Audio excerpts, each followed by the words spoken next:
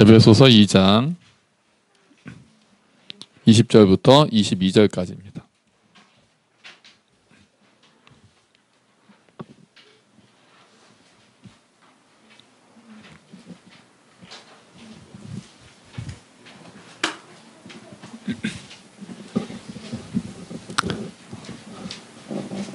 에베소서 2장 20절부터 22절까지 말씀 신약 312페이지에 있습니다. 같이 읽어볼까요? 너희는 사도들과 선지자들의 터 위에 세우심을 입은 자라. 그리스도 예수께서 친히 모퉁이 돌이 되셨느니라. 그의 안에서 건물마다 서로 연결하여 주 안에서 성전이 되어가고 너희도 성령 안에서 하나님이 거하실 처소가 되기 위하여 그리스도 예수 안에서 함께 지어져 가느니라. 아멘. 할렐루야. 네, 다시 여름이 오고 있습니다. 그죠? 어제부터 덥더니 오늘도 아까 나가 있는데 많이 덥더라고요. 오신 여러분 주의 이름으로 환영합니다. 우리 지난주에 원래 이방인들, 에베소에 있었던 이방인들은 하나님 나라의 관점에서 볼 때는 외국인이었다, 나그네였다, 그렇게 우리가 봤었어요. 그런데 예수님을 주요 구세주로 영접하면서 뭐가 됐다고 그랬습니까? 두 가지가 됐거든요. 성도들과 동일한 뭐가 됐다? 시민이 됐다 그랬습니다. 시민. 그러니까 우리 지금 말로 하면 하나님 나라의 국민이 되었다는 거죠. 그래서 시민으로서의 권리를 가지게 되고 국민으로서의 권리를 가지게 된다. 우리가 지난주에 보았던 게 그거였어요. 그래서 그 나라로부터 보호를 받고 하나님의 다스림을 받는 권리가 이제 하나님 나라의 백성들에게는 주어진다는 거죠. 자, 그 다음에 한 발 더 나가서 하나님의 뭐가 됐다고 그랬습니까? 가족. 성경에는 권속이라고 나왔고 우리가 가족이라고 봤어요. 그래서 원래는 하나님과 관계 없었던 자들이 공중 권세 잡은 자들을 따르고 불순종하는 영들의 아들들이었던 자들이 이제는 하나님의 가족이 되고 하나님의 가족이 되었으니까 이제는 뭐로서의 권리가 생긴다고 그랬죠? 자녀로서의 권리가 생긴다고 그랬죠. 그래서 부모로부터 사랑받을 권리, 또 부모의 보호를 받을 권리, 그런 것들이 생긴다라고 우리가 지난주에 봤어요. 그리고 또 하나는 하나님의 가족이 되었으니까 형제자매, 믿음의 형제자매들을 얻게 되는 권리가 생겼다는 거죠. 그래서 피 한 방울 섞이지 않은 우리가 형제님, 자매님 그렇게 부르는 거예요. 이게 우리는 굉장히 낯설지 않은데 처음 오는 사람들은 상당히 당황해하는, 교회를 다니지 않는 사람들은 서로 형제님, 자매님 이렇게 부르는 거 굉장히 이렇게 오그라들어하는 사람들이 많습니다. 또 집사님 호칭에 익숙해 있던 또 우리들도 교회에서 우리 집사님 이렇게 또 밑에는 또 형제님, 자매님으로 거의 이제 통칭을 하잖아요. 하긴 우리 교회 처음에도 그 호칭 때문에 얼마나 우리가 논의가 많았습니까? 선생님도 있었고 여사님도 있었어요. 진짜 선생님이라고 하는 교회도 있어요. 아예 선생님이라고. 그리고 또 보통 뭐라고 많이 할까요? 성도님이라고도 하고. 그래서 직분이 잘 있지 않을 때는 그런 여러 가지 일들이 있었습니다. 어쨌든 그래서 믿음의 그 호칭이 중요한 게 아니라 믿음의 형제자매들을 가지게 되는 하나님의 가족이 되었다라는 것이 우리가 이제 보았던 말씀이었단 말이에요. 이제 그러고 나서 바울은 우리가 이제 하나님 나라의 백성이고 하나님의 가족인데 그 다음에 우리들이 모여서 뭔가를 이루어 간다라고 교회를 뭐에다가 딱 비유하고 있습니다. 그게 바로 성전에다 비유하는 거예요. 오늘 그래서 말씀은 교회를 성전에 비유하고 있는 말씀이 되는 거예요. 자, 우리는 늘 교회는 건물이 아니다 이렇게 얘기했습니다. 교회는 건물이 아니다. 교회는 그럼 뭐다 딱 이렇게 나와야 되는데요. 자, 교회는 건물이 아니다. 교회는 그 너무 어려운 말, 지금 어려운 말이 아니고요. 두 글자예요, 두 글자. 교회는 건물이 아니다. 교회는 사람이다. 교회는 사람이다. 교회는 침대는 가구가 아니고 교회는 건물이 아니다. 교회는 사람이다. 우리가 여러 번 얘기했잖아요. 그래서 함께 걷는 교회 딱 하면은 교회 이런 내부 구조가 생각이 난다거나 저기 감자탕 그 공차와 함께 있는 건물이 생각난다거나 목동로 173번지에 있는 그 건물이 생각나는 것이 아니라 그것이 아니라 뭐가 생각나야 되는 거예요? 우리들이 생각나야 되는 거예요. 우리의 지체들, 우리 형제자매들, 우리와 함께하는 사람들이 머리에 떠오르면 성공한 거예요. 건물이 이렇게 막 생각나고 예배당이 생각나고 뭐 그것도 맞죠. 그것도 맞는데 우리가 함께 걷는 교회, 딱 교회다 그러면은 우리와 함께 걷고 있는 사람들의 모습이 딱 떠오르는 거예요. 아이들의 얼굴들, 또 우리 어르신들의 얼굴들, 또 청년들의 모습들, 또 아빠, 엄마 할 것 없이 함께 손을 잡고 걷고 있는 모습이 떠오른다면은 그게 맞는 거예요. 그래서 바울은 뭐라고 얘기하는 거예요? 그러니까 바울은 그래서 우리들한테 너희가 세워진다 이렇게 표현하는 거예요.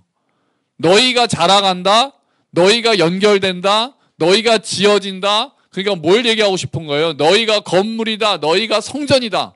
지금 바울은 어쩌면 그 당시에 예루살렘에는 엄청난 성전이 있었어요. 헤롯 성전이 있었거든요.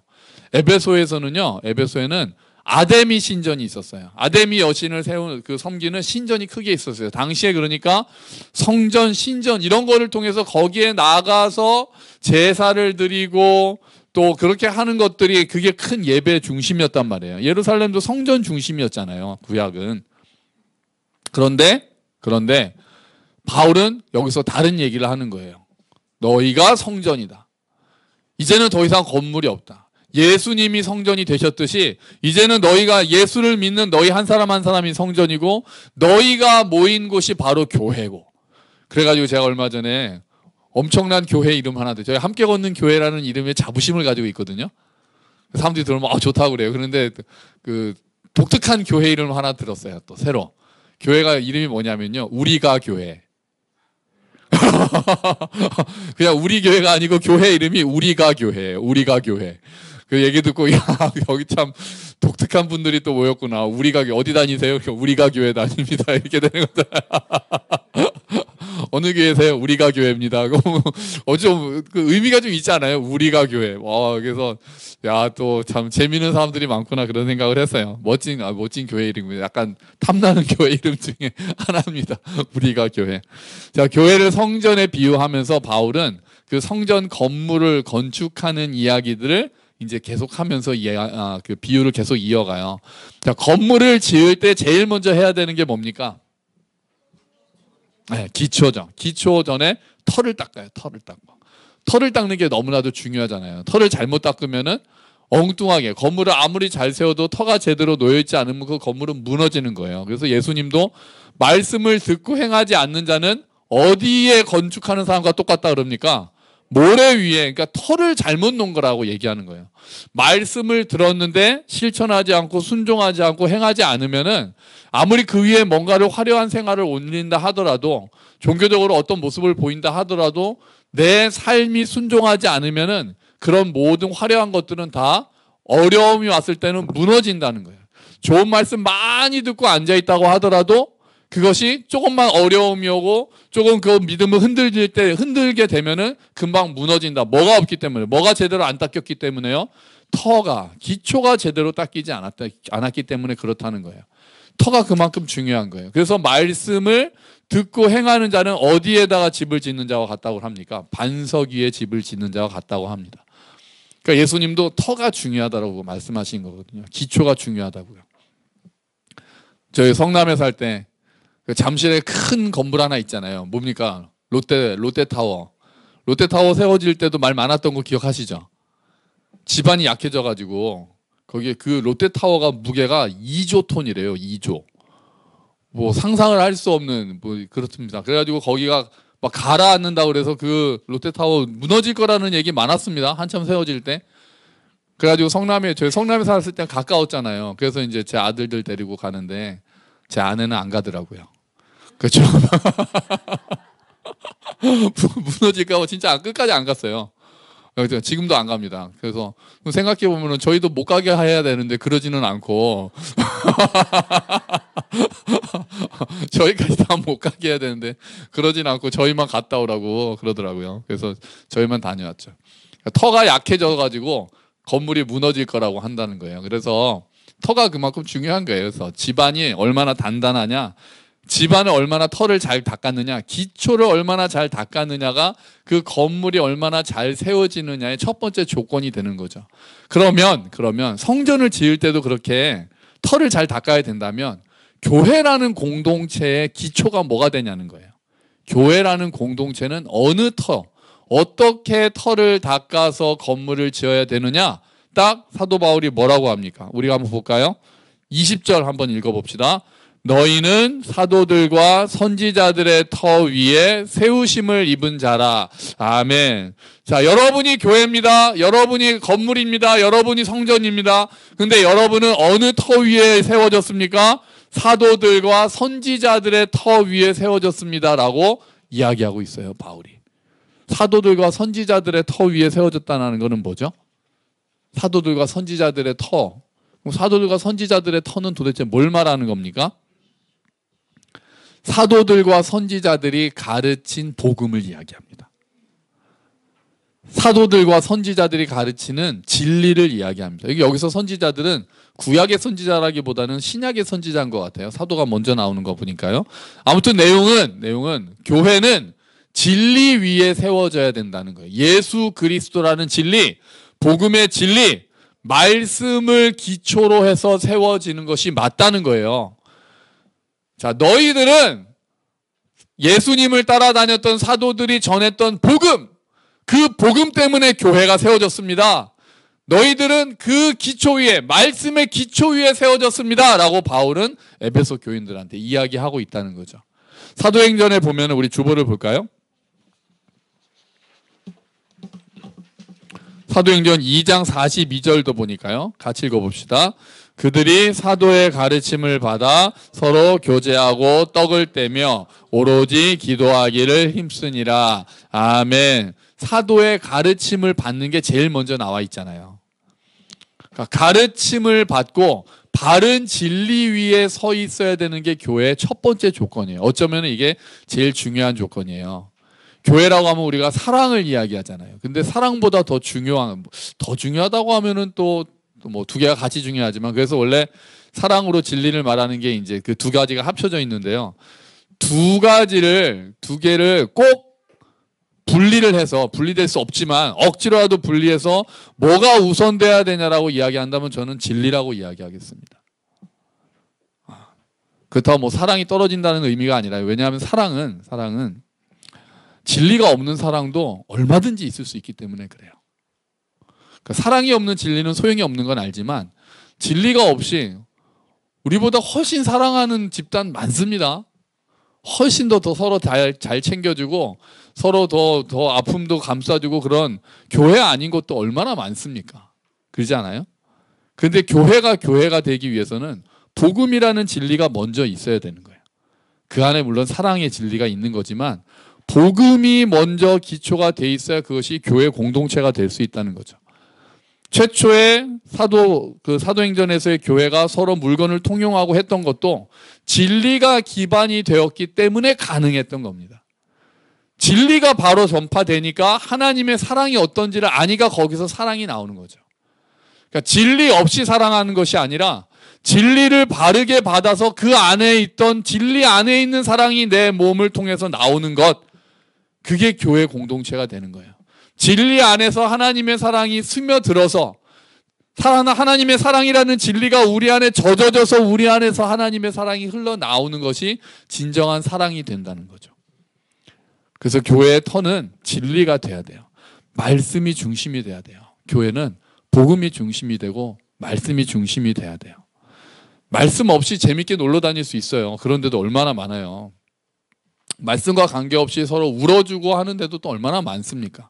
그런데 결국 사람들을 살리고 사람들을 회복시키는 것은 결국 하나님의 말씀인 거예요. 사람의 위로 가지고는 한계가 있는 거예요.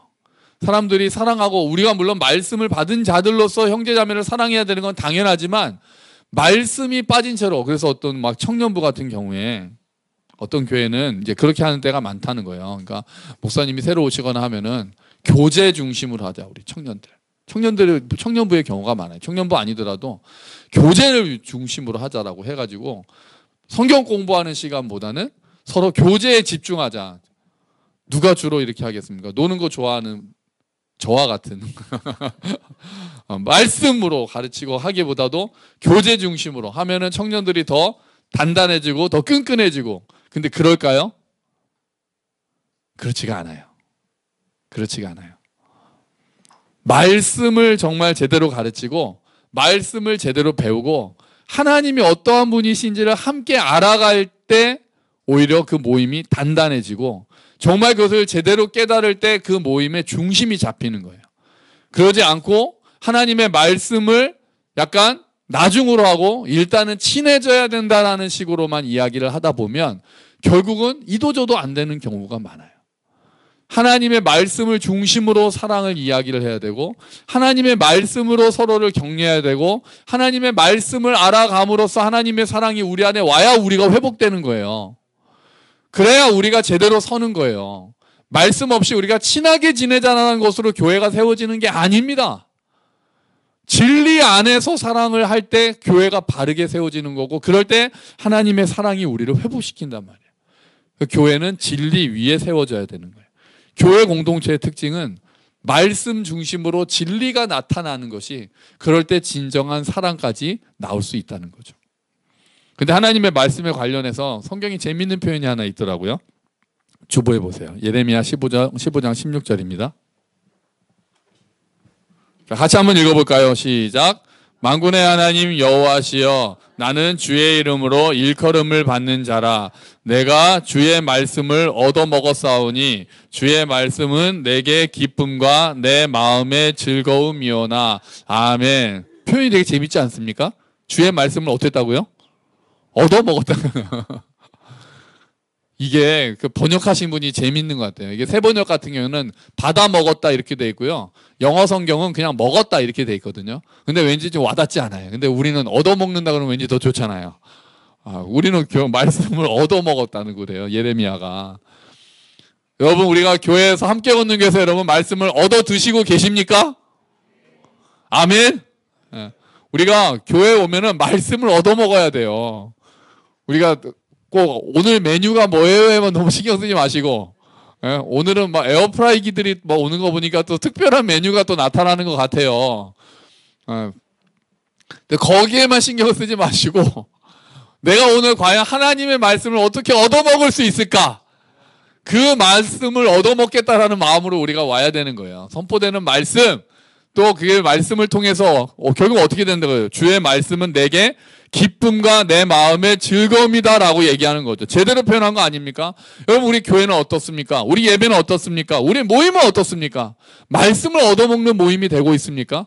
그 말씀 안에 있는 사랑, 말씀 안에 있는 진리들을 우리가 얻어먹는 모임이 되고 있습니까? 그런 모임이 돼야 되는 거예요. 그 말씀이 우리의 기쁨의 원천이 돼야 되고 우리의 영혼을 회복시키는 그런 모임, 그런 교회가 돼야 되는 거죠. 여러분 아침 묵상을 하셔서 그 말씀으로 여러분 힘을 얻으세요? 그런 일들이 일어나야 된다는 거예요. 얼마 전에 얘기를 듣다 보니까 요즘 아침 묵상을 열심히 하시는 형제님이 계시다고 그래가지고 그게 생각을 많이 하게 하고 그래도 그 말씀을 통해서 하나님을 알게 되고 한다라는 이야기를 들어서 되게 좋았거든요. 제가 며칠 전에는 또 새벽에 갑자기 문자가 왔어요. 새벽에. 저희 교회 다니는 분이 아닌데 문자 아침 묵상을 하시는 분인데 뭐라고 왔냐면은 어제 24일의 말씀을 그 새벽 2시에 이걸 보내셨어요. 어제 24일의 말씀을 다시 읽었어요. 포기하지 않으시는 하나님 많은 생각을 하게 해주네요. 여러 번 포기하고 싶었는데요. 이렇게 왔어요. 귀한 말씀 늘 감사합니다. 이렇게 왔어요. 그러니까 그 24일의 말씀이 하나님이 포기하지 않으신다라는 내용이 있었거든요. 근데 이분이 그게 굉장히 되게 어려운 상황에 있는 거죠. 무슨 상황인지는 저는 자세히 모르겠어요. 자세히는 모르겠는데 대강은 알겠는데요. 근데 막 포기하고 싶었는데 그 말씀이 꽂혀서 그때 했던 말씀을 며칠 뒤에도 다시 읽고 다시 읽으면서 하나님이 우리를 포기하지 않으시는구나 이렇게 생각을 했다는 거잖아요. 그 말씀이 위로가 됐다는 거죠. 그 말씀이 힘이 됐다는 거죠.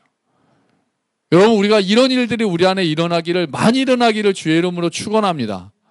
우리가 함께하고 있는 하나님을 경험하는 삶, 그 책을 통해서도 아침 묵상을 통해서도 또 우리가 그냥 평소에 읽는 성경을 통해서도 그냥 순서대로 읽어가는 성경 중에 그날 나에게 주시는 말씀들이 있고 우리가 하고 있는 아침 묵상 순서대로 가고 있지만 그날 나에게 힘이 되고 내 삶을 지적해주고 나를 이끌어가는 그 말씀이 있고 교회의 설교를 통해서 또는 지체들과의 만남에 있어서 나누는 말씀들을 통해서 그 안에 있는 한 구절 한 구절 말씀들이 우리에게 기쁨이 되고 즐거움이 되고 힘이 되는 곳, 그곳이 바로 우리 교회가 돼야 되는 거예요. 하나님의 말씀으로 힘을 얻게 되기를 주의 이름으로 축원합니다. 말씀을 많이 얻어먹으시기를 주의 이름으로 축원합니다. 말씀을 얻어먹는 교회가 돼야 되는 거죠. 자, 그리고 나서 털을 그렇게 닦았어요. 이제 성전을 짓기 위해서, 교회를 짓기 위해서 말씀이라는 털을 딱 닦았어요. 그래, 이 말씀 위에 예수 그리스도의 복음 위에 성전을 짓는 자 짓자라고 이렇게 한 다음에, 그리고 나서는 다음으로 비유를 든 게 20절에 또 나와요. 20절에 다시 한번 20절 읽어볼까요? 너희는 사도들과 선지자들의 터 위에 세우심을 입은 자라. 그리스도 예수께서 친히 모퉁이 돌이 되셨느니라. 아멘. 뭐가 되셨다고요? 모퉁이 돌이 되셨다고 그래요. 건물을 지을 때 모퉁이 돌이 중요합니다. 모퉁이 돌이 뭐냐면은 이런 거예요. 요게 모퉁이 돌이거든요. 저기 이제 색깔 다르게 되어 있는 부분이 있죠. 모퉁이 돌이 하는 역할이 크게 두 가지가 있어요. 그러니까 두 벽, 이제 구탱이에, 모퉁이에 딱 기초를 놓는 돌인데요. 그래서 처음에 이 모퉁이 돌을 놓는다 그래요. 주춧돌처럼 모퉁이 돌을 놔서 하는 일이 크게 두 가지가 있습니다. 모퉁이 돌의 첫 번째 역할은 뭐냐면 기준이 되어준다는 거예요. 그 건물의 방위, 방향, 형태 이런 것들을 결정하는, 그렇죠? 딱 모퉁이에 놓아지니까 이 건물의 크기는 어떻고 이 건물은 어떤 방향으로 지어지고 이런 것들, 형태가 어떻다라는 게 결정이 되겠죠. 첫 번째가 그 일이 돼야 된다는 거예요. 그러니까 예수님이 친히 모퉁이 돌에 되신다는 것은 예수님이 교회 공동체의 기준이 되셔야 된다는 거예요. 기초가 되시고 기준이 되셔야 된다는 거예요. 내 생각, 내 경험이 기준이 되는 것이 아니라 예수님이 기준이 되셔야 되는 거예요. 사사기의 특징이 뭐였습니까? 각기 자기 소견에 옳은 대로 행했다고 그랬잖아요. 근데 교회는 내 경험대로 이끌어가는 곳이 아니라, 교회는 내 생각대로 주장하는 곳이 아니라, 교회는 예수님이 기준이 돼서 움직이는 곳이 돼야 돼요. 예수님이라면 어떻게 하셨을까? 예수님이라면 어떻게 생각하실까? 그것들이 우리의 관심사가 돼야 되고 우리의 기준이 돼야 된다는 거예요. 그리고 나의 삶에서도 기준이 예수님이 되는 거죠. 항상 우리는 누구를 닮기를 애씁니까? 예수님을 닮아가기를 애쓰잖아요. 예수님을 더 알아가기를 힘쓰고 예수님을 닮아가기를 소망하고, 우리의 모든 교회와 우리 삶의 기준이 예수님이 딱 되어야 된다는 거예요. 그래서 그 교회가 예수님을 기준으로 평가되고, 정말 그 안에서 예수님이 얼마나 찬양받고 계시고 예수님이 얼마나 드러나고 계시고 얼마나 이 사람들이 예수님을 닮아가고 있는가 하는 것들이 교회의 중심이 돼야 되고 기준이 돼야 된다는 거예요. 예수님이 교회를 만드셨고 예수님이 이끌어 가셨잖아요. 예수님이 반석 위에 교회를 세우시겠다고 하셨잖아요. 교회가 예수님의 몸이고 예수님은 교회의 머리시잖아요.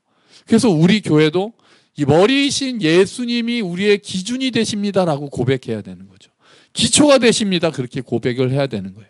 예수님을 기준으로 교회의 모든 일들이 판단되고 결정돼야 된다는 거예요.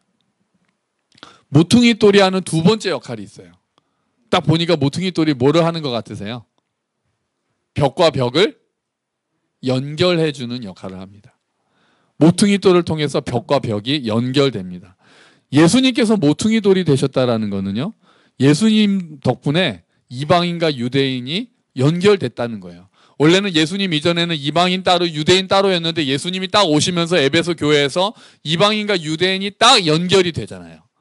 그런 것처럼 예수님께서 우리들을 다 연결해 주셨다는 거예요. 원래는 다 따로 있던 자들이 우리가 예수님을 믿음으로써 예수님을 통해서 하나로 연결돼서 건물을 함께 짓고 있다는 게 예수님이 모퉁이 돌이 되셨다는 거예요. 우리도 예수님을 매개로 해서 모퉁이로 해서 모인 자들임을 믿습니다. 우리가 예수님과 연결되는 거예요. 이쪽 벽이 모퉁이 돌이랑 연결되고 저쪽 벽이 모퉁이 돌이랑 연결돼서 딱 이렇게 직각이 되는 것처럼 내가 예수님과 연결돼 있고 당신이 예수님과 연결돼 있으니 우리는 모두 함께 지어져가는 성전입니다라고 고백할 수 있는 게 교회인 거예요. 그러므로 내가 예수님과 더 단단히 연결되겠다라고 결심을 해야 돼요. 우리가 더 단단해지게 모이는 거는 예수님께 우리가 더 단단하게 붙어 있는 거예요. 모퉁이 돌에 더 잘 붙어 있는 거예요. 그럴 때 건물이 든든하게 서간다는 거죠. 여러분, 우리가 예수님을 통해서 우리가 서로 알게 됐고 예수님을 통해서 우리가 서로 형제 자매가 됐어요. 예수님의 십자가의 보혈이 우리를 하나의 몸이 되게 했어요. 그래서 우리가 이제는 그 하나됨을 힘써 지켜야 되는 거예요. 겸손하게 서로 돌아보고 우리가 지난주에 봤던 것처럼 사랑과 선행을 격려하고 모이기에 힘쓰면서 우리가 지내야 되는 거예요. 그래서 개개인이 예수님과 더 밀접하게 우리가 가지기 때문에 예수님을 떠나서는 아무것도 할 수 없다고 요한복음에서 이야기하잖아요. 예수님과 개개인이 더 단단하게 연결되고 또 그렇게 할 때 서로가 긴밀하게 연결되는 곳, 모퉁이 돌이신 예수님을 기준으로 해서 모두가 친밀하게 연결되는 곳이 바로 교회가 된다는 거죠. 그렇게 예수님을 모퉁이 돌로 해서 벽과 벽이 연결돼서 결국은 뭐를 지어가신다는 거예요? 21절에 보니까 성전을 지어간다라고 이야기하고 있습니다. 우리 21절 한번 같이 읽어볼까요? 그의 안에서 건물마다 서로 연결하여 주 안에서 성전이 되어가고 22절도요. 너희도 성령 안에서 하나님이 거하실 처소가 되기 위하여 그리스도 예수 안에서 함께 지어져 가느니라. 아멘. 그렇게 지어지는 교회를 뭐에 비유하고 있습니까? 계속해서 성전에 비유하고 있죠. 성전이나 성령이래요. 성전이나 하나님의 거하실 처소. 성전은 결국 하나님이 거하시는 곳이 주된 목적이었어요. 그렇죠? 성전에 하나님이 임하셨단 말이에요. 구약시대에는 눈에 보이는 성막이나 성전이 하나님이 거하시는 곳이었는데 이제 신약시대에는 눈에 보이지 않는 그냥 사람들의 모임, 건물이 아닌 사람들의 모임이 하나님께서 오신다는 겁니다. 자기 백성들 안에, 자기 백성들로 이루어진 공동체 안에 하나님이 거하신다는 겁니다. 여러분, 하나님이 지금 우리와 함께 하십니다. 할렐루야. 하나님이 우리와 함께 하신다고 약속하셨잖아요. 내가 너희와 함께 있겠다고 약속하셨잖아요. 너희가 성전이다 말씀하셨잖아요. 하나님께서 함께 지어져 가는 이곳에 바로 성전이라고 말씀하시고 이곳을 처소로 삼으셨다는 거예요. 우리가 이 사실을 믿으면서 우리가 회복해야 될 거는 뭐겠어요? 하나님께서 이곳을 거하시는 처소로 만드셨다고 하면 우리는 하나님의 임재를 더 갈망하고 회복하기를 원하는 자들이 돼야 돼요. 열왕기상에 보면요. 주보에 보시면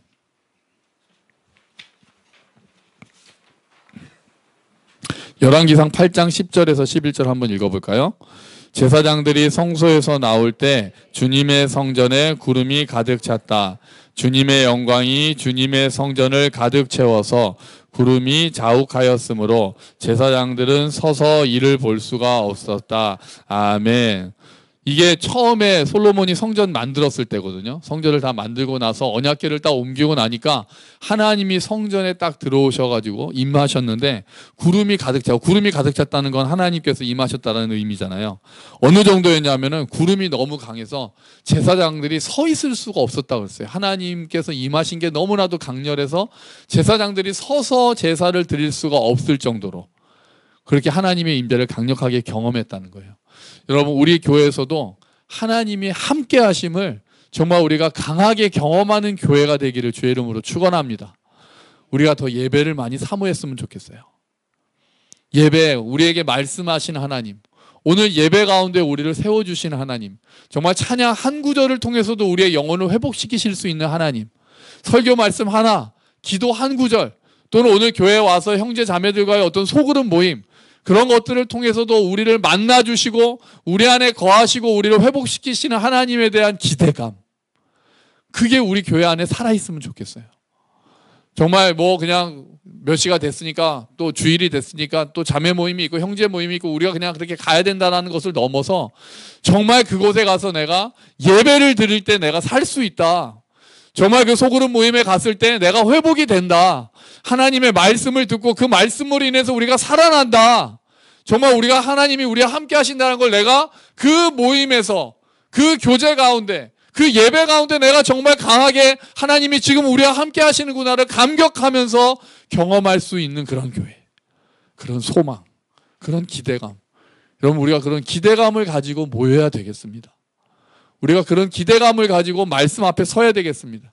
그런 기대감을 가지고 예배를 드리고, 그런 기대감을 가지고 소그룹을 하고, 그런 기대감을 가지고 모일 때 하나님께서 우리 안에서 더 하나님을 드러내 보이시고 우리를 회복시켜 주실 줄로 믿습니다. 22절에서는 보면은, 마지막으로 22절을 보면은요, 그리스도 예수 안에서 어떻게 되고 있다고 합니까? 함께 지어져 간다라고 이야기합니다. 두 가지의 강조점을 다 둘 수 있어요. 함께의 강조점을 둔다면은 우리가 다 같이 해야 된다는 것. 아까 우리가 연결된다는 것처럼 이방인과 유대인이 서로 연결되어서 이제는 너 따로 나 따로가 아니라 우리가 한 몸이 되었다는 걸 강조하는 게 함께라는 거예요. 바울은 여기서 아마 함께에 더 강조점을 두고 있는 것 같아요.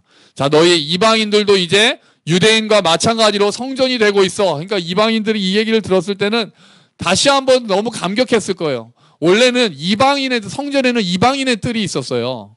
그래서 이방인들은 그 뜰을 넘어갈 수가 없었습니다. 성전 담으로 넘어갈 수가 없었어요. 딱 거기까지만 올 수가 있었어요. 그런데 이제는 거기를 넘어가는 정도가 아니라 너희들이 바로 성전이 된다라고 이야기를 하니까 얼마나 감격스러웠겠어요. 그러므로 우리도 함께 지어져 간다는 것을 우리가 잊지 않아야 돼요. 함께 지어져 가는 교회도 좋은 이름이네요. 우리는 함께 지어져 가는 거예요. 우리가 함께, 한 사람이 혼자 교회를 만들어가는 게 아니라 우리가 함께 걸어가면서 교회를 지어가는 것, 그래서 교회를 이루어가는 것이 우리 바로 형제자매들이고 한 몸 된 지체들인 겁니다. 또 하나 강조점을 함께 두지 않고 지어져 간다에 한번 두어보세요. 지어져 간다에. 지어져 간다에 둔다면은 아직 지어지지는 않았다는 얘기예요. 아직 완성되지는 않았다는 거예요. 그래서 우리는 아직도 자라나고 있다라는 얘기예요. 멈춰 있지 않은 거예요. 그러니까 우리는 아직 부족해요. 아직 공사가 끝나지 않았거든요. 성전이 완성되지 않았잖아요. 그래서 부족해요. 그래서 서로를 바라볼 때 현재의 모습만으로는 바라보지 않았으면 좋겠어요. 현재 모습만 바라보면 나를 보면 낙심이 되고 너를 보면 원망이 되고 그러잖아요.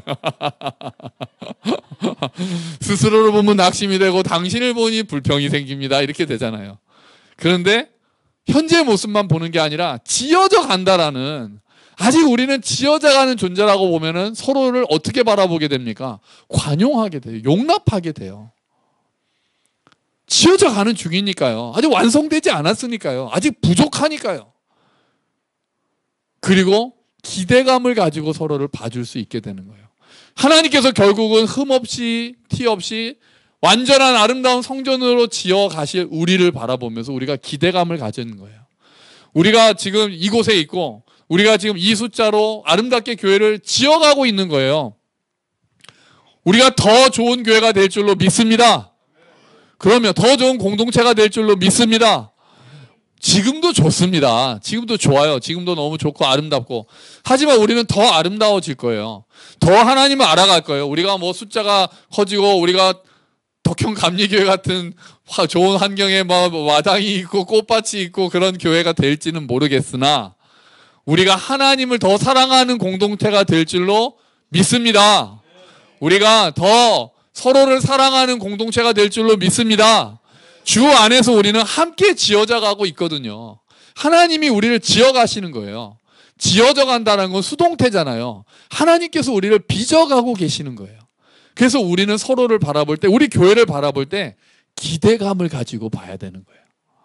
아, 우리가 부족한데, 이 부분은 안 되는데, 그렇게만 보는 게 아니라 하나님이 이 부분을 어떻게 채워가실까? 하나님이 저 사람들을 어떻게 만져가실까? 하나님이 나는 또 어떻게 변화시켜 가실까라는 기대감을 가지고 봐야 되는 거예요. 그게 성령 하나님이 함께 하시는 자들의 특징이고, 그게 말씀을 사모하고 하나님을 신뢰하는 자들의 모습이에요. 현재 모습만 보는 것이 아니라 앞으로 어떻게, 우리 아이들을 보면 여러분 기대가 되지 않으세요? 우리 청년들부터 우리 아이들이 어쨌든 결혼하면 데리고 올 거 아니에요. 그리고 우리 교회는 일단 최소한 3명씩 낳는 걸로 지금 얘기를 하면 우리가 곧 있으면 100명이 넘고 이제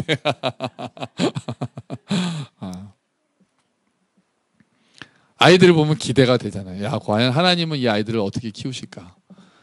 청년들도 우리가 기대할 수 있잖아요. 점점 크면서 어떤 자들로 또 자라갈까? 우리가 서로를 보면서 또 우리가 그렇다고 아이들에게만 기대합니까? 우리는 얼마나 조금이라도 더 자라갈 수 있을까? 우리가 함께 자라는 거란 말이에요.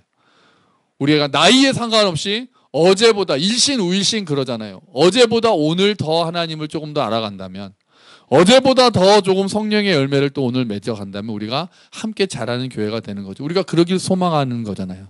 내 일생 소원은 늘 찬송하면서 주께 더 나아가기 원합니다. 주님을 더 알기를 원합니다. 주님을 더 닮아가기를 원합니다. 조금이라도. 어제보다는 조금 더, 어제보다는 조금 더 내가 하나님을 알고 하나님을 닮아가기를 원한다라는 고백이 있을 때 우리가 함께 지어져 가는 교회가 되는 겁니다. 여러분, 우리가 함께 지어져 가는 교회입니다. 우리는 함께 지어져 가라고 하나님께서 묶어주신 교회입니다. 말씀의 터 위에 우리가 서고 하나님께서 함께 하심을 갈망하고, 이미 하나님이 함께 하시지만 더 우리가 하나님께 달라붙어 있고 하나님이 우리 안에서 드러나시고 우리가 서로를 기대감으로 바라보면서 함께 아름답게 지어져 가는 교회가 되기를 주의 이름으로 축원합니다. 아멘. 우리 함께 기도하겠습니다. 하나님께서 우리를 함께 지어져 가는 교회로 만드셨습니다. 주님, 우리가 서로를 바라볼 때 기대감을 바라보고 자기 스스로도 볼 때 기대감을 가지고 하나님을 믿는 믿음으로 볼 수 있도록 주님 도와주시고, 우리 교회가 말씀 위에서 말씀을 얻어먹는 교회가 되고 그 말씀을 통해서 우리가 회복되는 교회가 될 수 있도록 주여 도와주시옵소서. 우리 함께 기도하겠습니다.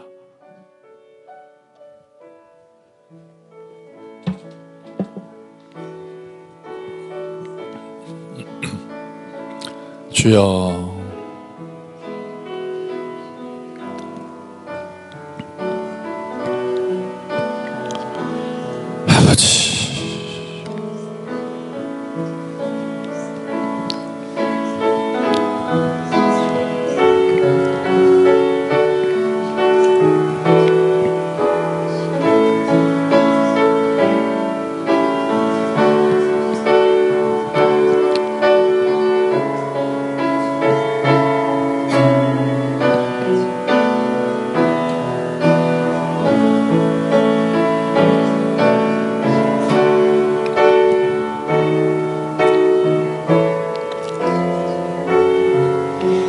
아버지, 주시옵소서. 주님, 우리가 함께 지어져 갈 때마다 하나님 서로를 바라보면서 기대감을 가지고 볼 수 있게 하시고, 낙심하거나 원망하거나 불평하기보다는 함께 기뻐하며 정말 하나님을 더 알아가고 닮아가는 그날을 소망하며 살 수 있도록 도와주시고, 말씀을 통해서 우리가 회복되는 일들이 일어날 수 있도록 주여 도와주시옵소서.